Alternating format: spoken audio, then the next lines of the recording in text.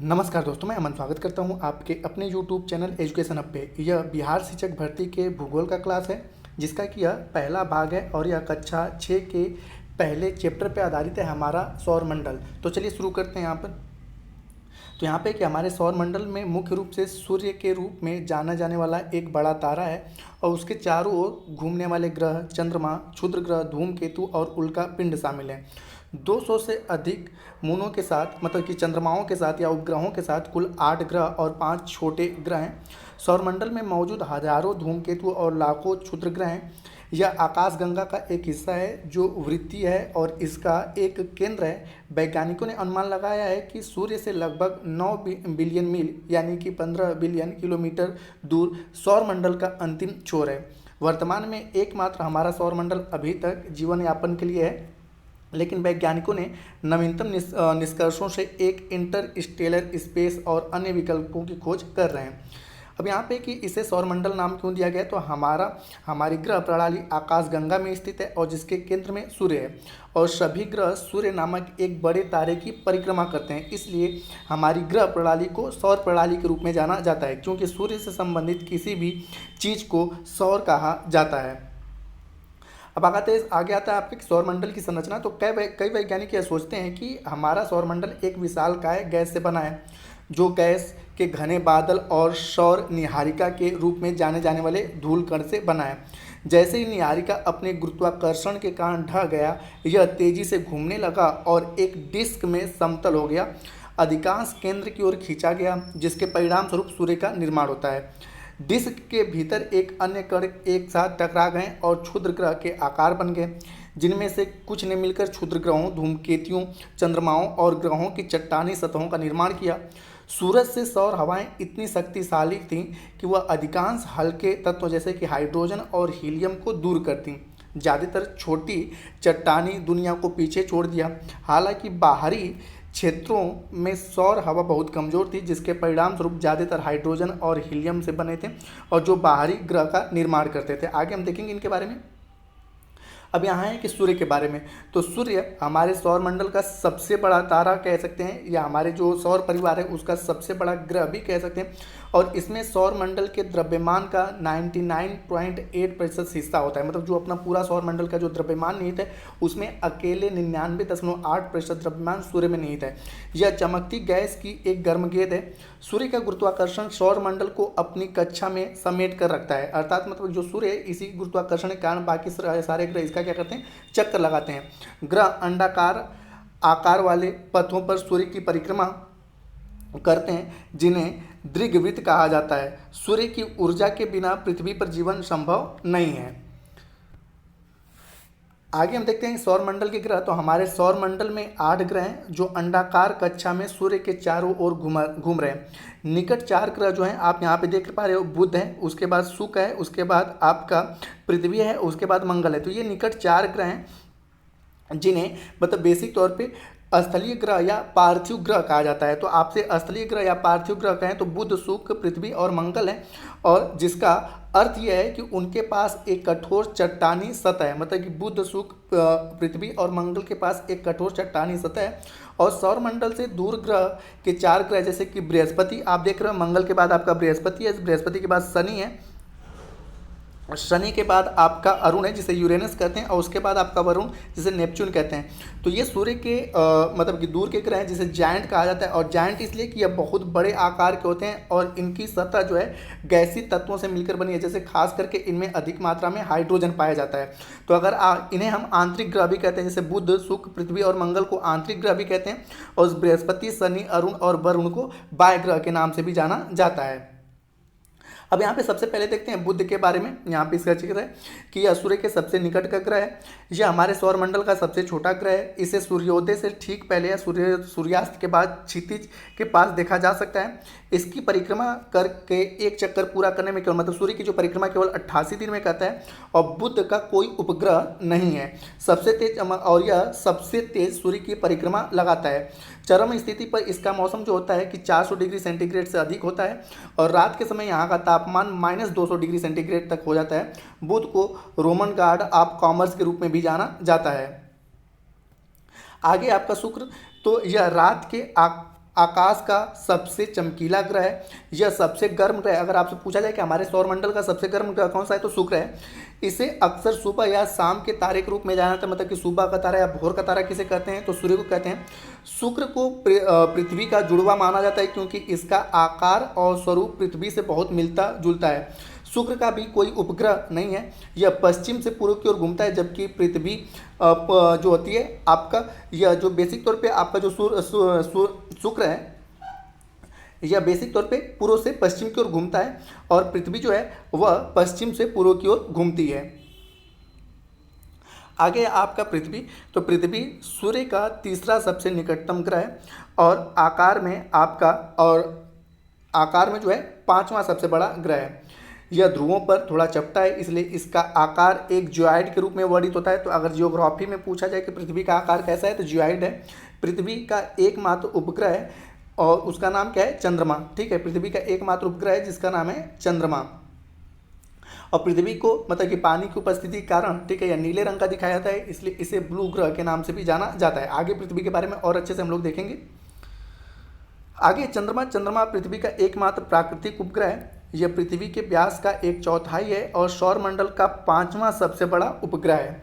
चंद्रमा जो है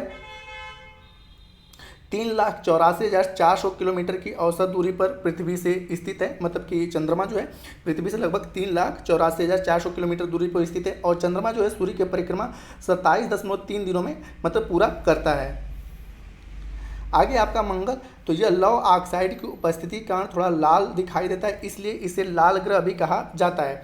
मंगल के 2 छोटे प्राकृतिक उपग्रह हैं और यहाँ पे अगला है कि निक्स ओलंपिया मंगल ग्रह का एक पर्वत है जो माउंट एवरेस्ट से 3 गुना अधिक ऊंचा है। तो जैसा कि मैंने बताया कि इसके 2 प्राकृतिक उपग्रह हैं, एक है फोबोस और दूसरा है डिमोस। और मंगल को रोमन गॉड ऑफ वार के रूप में भी जाना जाता है, मतलब रोम में इन्हें युद्ध का देवता कहा जाता है मंगल को। आगे आपका बृहस्पति, तो बृहस्पति सौरमंडल का सबसे बड़ा ग्रह है और बृहस्पति का द्रव्यमान हमारे पृथ्वी के द्रव्यमान का लगभग 318 गुना है। मतलब कि हमारे पृथ्वी के द्रव्यमान से यह 318 गुना अधिक है इसका, और यह अपनी धुरी पर बहुत तेज़ी से घूमता है। इसके चारों ओर धुंधला छल्ला है, जैसा कि हल्का फुल्का यहाँ पे देख पा रहे हैं, और इसके 75 प्राकृतिक उपग्रह हैं। आगे आपका शनि, तो शनि का रंग पीला दिखाई देता है। यह सौरमंडल का दूसरा सबसे बड़ा ग्रह है और यह छल्ले की वजह से सुंदर दिखता है। इसके 7 वलय हैं। शनि से आपसे पूछा जाता है कि शनि में कुल कितने वलय पाए जाते हैं, तो इस प्रकार के जो छल्ला आपको दिख रहे हैं यह कुल 7 आपके पाए जाते हैं। और इसके 82 मुन, यानी कि उपग्रहों की संख्या कुल कितनी है, 82 है। शनि में भी सबसे बड़ी उपग्रह है और यहाँ पे आगे चल के कि यह सभी ग्रहों में सबसे कम सघन है, मतलब कि सभी ग्रहों में सबसे कम सघन कौन सा है, तो आपका शनि है।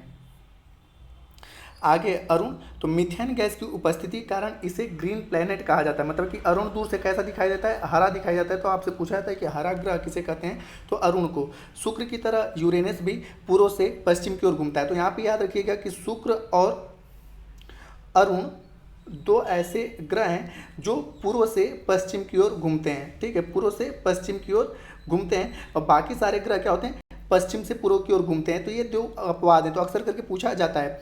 यूरेनस के 5 प्रमुख मून हैं, मतलब कि उपग्रह हैं। तो यूरेनस के आपसे पूछे जाएंगे कुल उपग्रहों की संख्या कितनी है, तो 5 है। मिरांडा, एरियल, उर्बिला, टाइटेनिया और ओबेरॉन। और इनके अलावा, ठीक है, जो हैं 27 हैं जो छोटे बड़े, अभी भी इनके नाम नहीं दिए गए हैं, लेकिन 5 इसके खास करके प्रमुख आते हैं। इसे प्राचीन ग्रीक भगवान के रूप में भी जाना जाता है। इसके बगल में ग्रह के रूप में जाना जाता है। इसे बगल में ग्रह मतलब कि बेसिक तौर पे इसके आसपास जो अन्य मून है इसके कारण इसके बगल में ग्रह के रूप में जाना जाता है, क्योंकि वह अपनी तरफ घूमता है। पहला ग्रह एक दूरबीन के उपयोग से देखा गया था, मतलब इसके जो पहला जो ग्रह है उसके दूरबीन के उपयोग से देखा गया था। अगला है वरुण, तो यह सबसे ठंडा ग्रह और सबसे वातमय ग्रह है। इसके 14 उपग्रह हैं, मतलब कि अगर उपग्रहों के या चंद्रमाओं की संख्या पूछी जाए तो 14 हैं और कम से कम 5 मुख्य रिंग मौजूद है। जैसे कि आपने देखा शनि में कुल 7 वलय हैं, उसी प्रकार से इसमें कुल रिंगों की संख्या कितनी है, 5 है। वायजेयर वहाँ का एकमात्र अंतरिक्ष यान है और यह एक आइस जाइंट है, मतलब कि यह पूर्ण रूप से क्या होता है कि बर्फ से ढका रहता है, क्योंकि यह सूर्य से काफ़ी अधिक दूरी पर स्थित है। अब यहाँ पे बौना ग्रह किसे कहते हैं, तो बौने ग्रह सौर मंडल में ग्रहों के समान होते हैं, हालांकि उन्हें एक ग्रह के रूप में नामित नहीं किया जाता है क्योंकि इनका क्षेत्र कम होता है। और सौर मंडल में 5 बौने ग्रह ज्ञात हैं जिनका नाम प्लूटो, सेरेस, एरियस, ह्यूमिया और मोके मेक है। ठीक है, तो आपसे पूछा जाए कि वर्तमान समय में सौरमंडल में कुल ज्ञात बौने ग्रहों की संख्या कितनी है, 5 है, क्योंकि इनका न कोई अपना कक्षा होता है। बेसिक तौर पे ये अपने एक कक्षा में चक्कर नहीं लगाते हैं, ये एक ग्रह से दूसरे ग्रह में चले जाते हैं, तो इस प्रकार से इन्हें बौना ग्रह की संख्या देते हैं। और जो वर्तमान समय में बौने ग्रह ज्ञात हैं वो हैं कुल आपके 5। आगे आपका ध्रुव तारा, तो ध्रुव तारा जिसका बायर नाम क्या है कि तारों के नाम देने का एक तरीका है जिसे बायर नाम कहा जाता है। तो इसका जो नाम दिया गया है वो है अल्फा उर्साए माइनोरिस। ठीक है, तो बेसिक तौर पे ध्रुव तारा का जो साइंटिफिक नेम है वह क्या है, अल्फा उर्साए माइनोरिस। ध्रुव मध्य तारामंडल का सबसे रोशन तारा है। यह पृथ्वी से दिखने वाले ताराओं में से 45वां सबसे रोशन तारा है।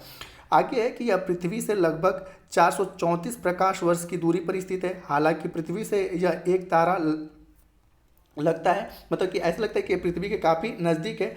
वर्तमान युग में तारा खगोलीय गोल के उत्तरी ध्रुव के निकट यह स्थित है, यानी कि जितने भी हमें ध्रुव तारा ज़्यादातर देखने को मिलते हैं वह उत्तरी ध्रुव से के मतलब कि निकट स्थित दिखाई देते हैं। इसलिए बेसिक तौर पे जो ध्रुव तारा होते हैं उन्हें हम उत्तर की दिशा में देख लेते हैं। तो प्राचीन काल में लोग बाग इस ध्रुव तारा से, ठीक है, बेसिक तौर पर दिशाओं का पता लगाते थे, जिससे कि उनके मार्गदर्शन में काफ़ी आसानी होती थी।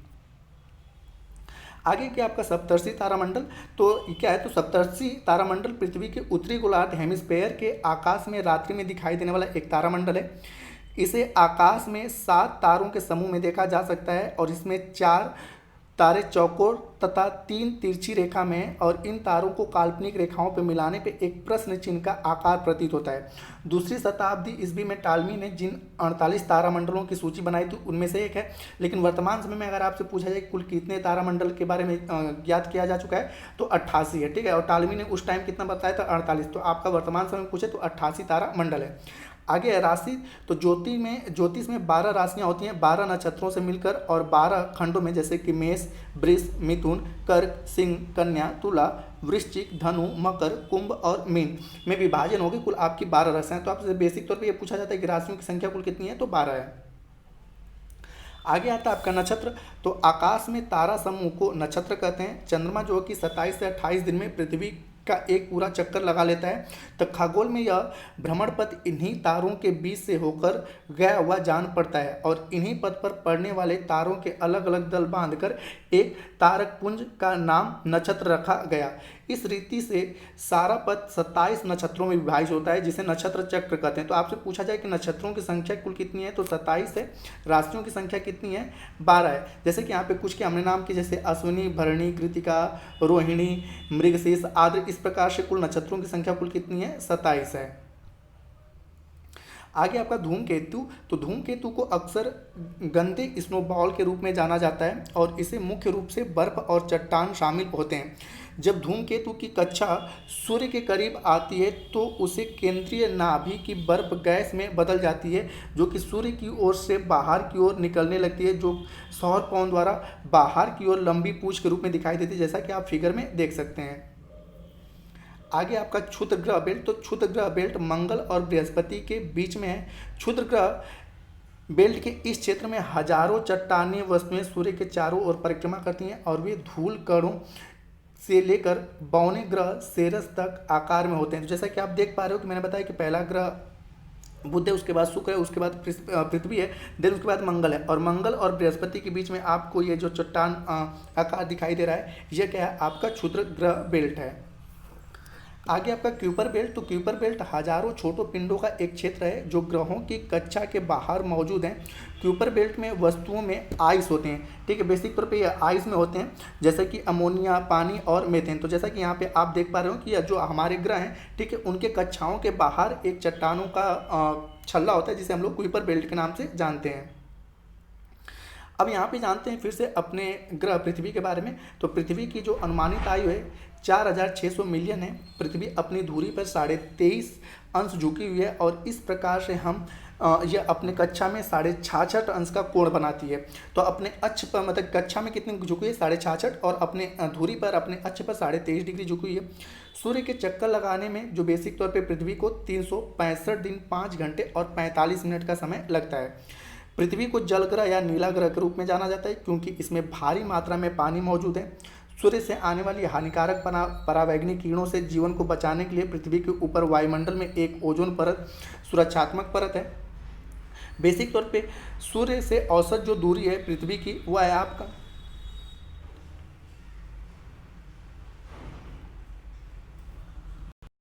14,94,70,000 किलोमीटर बेसिक तौर पे औसत दूरी है। अगर विषुवत रेखा के व्यास की बात करें पृथ्वी के जो बीच मतलब कि वह रेखा जो पृथ्वी को दो बराबर उत्तरी और दक्षिणी गोलार्ध में बांटती है उसे विषुवत रेखा कहते हैं। तो विषुवत रेखा के व्यास की बात करें तो यह है 12,753 किलोमीटर और ध्रुवीय व्यास की बात करें इसकी तो यह है 12,710 किलोमीटर।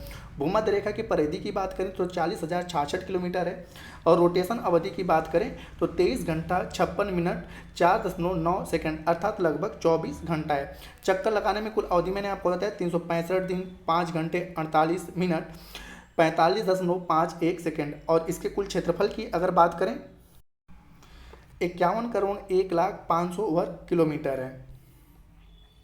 अब यहाँ पे सौरमंडल के बारे में जान लेते हैं। तो ब्रह्मांड या ब्रह्मांड में लाखों आकाश गंगाएं हैं।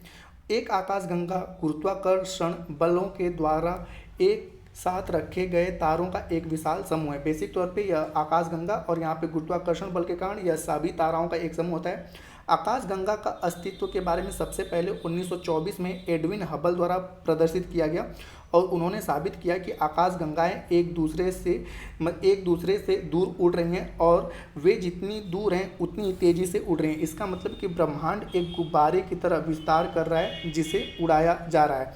हमारी आकाश गंगा मिल्की वे गैलेक्सी या आकाश गंगा कहते हैं, यह आकार में वृत्ताकार है। बेसिक तौर पे इसे हम लोग सर्पिलाकार कह लेते हैं और इसमें 100 बिलियन से अधिक तारे सितारे घूमते हैं, अपने केंद्र के चारों ओर परिक्रमा करते हैं और हमसे सबसे नज़दीकी आकाशगंगा जो है, हमारी आकाशगंगा से जो सबसे नज़दीकी आकाशगंगा है वह एंड्रोमेडा। तो अगर आपसे आकाशगंगा के आकार के बारे में पूछे तो यह सर्पिलाकार है। आगे की बिग बैंग थ्योरी का मूल्यांकन ही 15 अरब साल पहले ब्रह्मांडीय पदार्थ एक अत्यंत संकुचित अवस्था में था जहां एक प्राइमेट विस्फोट द्वारा विस्तार हुआ और इस विस्फोट से सुपर सघन गेंद को तोड़ दिया और इसके टुकड़े को अंतरिक्ष में फेंक दिया जहां वे अभी भी हजारों मील प्रति सेकंड की यात्रा कर रहे हैं। तो बेसिक तौर पे ब्रह्मांड की उत्पत्ति का जो सर्वमान्य सिद्धांत है वह बिग बैंग थ्योरी है और जिसे जॉर्ज लेमेटेरे के द्वारा प्रतिपादित किया गया था। ब्रह्मांड में 3 सामान्य प्रकार की आकाशगंगाएं जैसे कि अंडाकार, वृत्ताकार और अनियमित। मिल्की वे एक वृत्ताकार आकाशगंगा है। यह हमारी सौर प्रणाली के गैलेक्टिक केंद्र के चारों ओर एक कक्षा में को पूरा करने में लगभग 203 मिलियन वर्षों का समय लेता है। प्रकाश वर्ष किसे कहते हैं तो यह 3105 किलोमीटर प्रति सेकेंड की गति से वैक्यूम में एक वर्ष में प्रकाश द्वारा कवर की जाने वाली दूरी होती है उसे प्रकाश, मतलब कि सूर्य का प्रकाश एक वर्ष में जितना गति करता है उसे हम क्या कर लेते हैं प्रकाश वर्ष। खगोलीय इकाई क्या होती है तो यह पृथ्वी और सूर्य के बीच की दूरी है और एक प्रकाश वर्ष जो होता है वह 60,000 खगोलीय इकाई के बराबर होता है। आगे की पारसेक यह उस दूरी को दर्शाता है जिस पर पृथ्वी की कक्षा और त्रिज्या पर का चाप 1 सेकेंड का कोण होता है और यह 3.26 प्रकाश वर्ष के बराबर है। मतलब कि दूरी का सबसे बड़ा जो मात्रक होता है वो कौन सा होता है पारसेक होता है। एक तारे का रंग उसके सतह के तापमान को दर्शाता है। नीला रंग सबसे अधिक तापमान को दर्शाता है, फिर पीला, फिर लाल आदि आते हैं। तो आपसे पूछा जाए कि सबसे अधिक ऊर्जा किस रंग में होता है तो नीले रंग में होता है। यदि तारा सूर्य के आकार का है तो वह एक सफ़ेद बौना बन जाता है और उसके केंद्रीय घनत्व जो होता है 10 ग्राम प्रति घन सेंटीमीटर तक पहुंच जा सकता है। अब यहाँ पे कि हमारे सौरमंडल के बाहर का सबसे चमकीला तारा जो है सूर्यस है जिसे डॉग स्टार भी कहा जाता है। सौरमंडल का निकटतम तारा जो है प्रैक्सिमा सेंचुरी है जो कि 4.2 प्रकाश वर्ष की दूरी पर स्थित है और उसके बाद दूसरा जो सबसे जो निकटतम तारा है वह है अल्फा सेंचुरी जो कि आपका 4.3 प्रकाश वर्ष की दूरी पर स्थित है और बर्नार्ड स्टार जो है तीसरे क्रम का आता है जो कि 5.9 प्रकाश वर्ष की दूरी पर आता है। अब इससे संबंधित कुछ संभावित प्रश्न उनको हम लोग देख लेते हैं। तो यहाँ पे पूछा गया है कि राशियों की कुल संख्या कितनी है। तो जैसा मैंने बताया कि राशियों की संख्या कुल कितनी है, 12 है। अगला है कि सूर्य की आकृति कैसी है। तो सूर्य की आकृति लगभग गोल है। सौर परिवार का मुखिया कौन है। सौर परिवार का मुखिया सूर्य है। और ग्रहों की कुल कितनी संख्या है। तो वर्तमान में ग्रहों की संख्या कितनी है, 8 है। पहले कौन था, 9 था, क्योंकि प्लूटो को बाहर निकाल दिया गया। तो अब कितनी है, 8 है। सप्तर्षि तारामंडल कितने ताराओं का समूह है। तो 7 ताराओं का समूह है। तो दोस्तों ये रहे कक्षा 6 का, ठीक है, भूगोल का पहला क्लास, जिसमें कि हमारा सौरमंडल था। उम्मीद करता हूँ कि आपको यह वीडियो पसंद आया। वीडियो पसंद आए वीडियो को लाइक करें, कमेंट करें तथा अपने दोस्तों के साथ शेयर करें। और चैनल पर नए हैं तो चैनल को सब्सक्राइब अवश्य करें। तथा इस PDF को प्राप्त करने के लिए आप हमारे टेलीग्राम से जुड़ सकते हैं, जिसका लिंक वीडियो के डिस्क्रिप्शन में दिया हुआ है। तो वीडियो के अंत तक बने रहने के लिए धन्यवाद। मिलते हैं जल्दी नेक्स्ट वीडियो में।